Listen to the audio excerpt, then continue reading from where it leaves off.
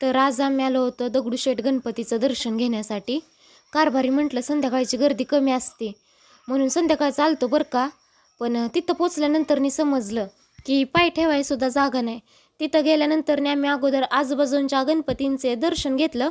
त्यानंतर आम्ही इकडे आलो सार्वजनिक गणपती श्रीमंत भाऊसाहेब रंगारी गणपती इथं आलो होतो बरं का दर्शन घेण्यासाठी. तर तिथं पण उत्तम सोय केलेली होती दर्शनासाठी. सर्वांना रांगेत सोडलं जात होतं माथा टेकण्यासाठी. त्यामुळं पटकन दर्शन झालं आणि त्यानंतर मग सगळ्यात शेवटी आम्ही दगडूशेठ गणपतीचे दर्शन घेण्यासाठी आलो बरं का. तर इकडं भयंकर अशी गर्दी होती. इकडे आम्हाला एक आमच्या फॉलोअर्सने आवाज दिलेला होता. त्या दादांचं नाव मुकुंदराज पवार असं होतं बरं का. पण गर्दीमध्ये काही समजलंच नाही आणि जसं जसं जवळ जाईल तशी गर्दी वाढत होती बरं का.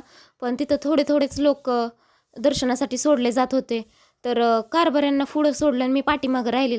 तर त्या दादांना मी रिक्वेस्ट केली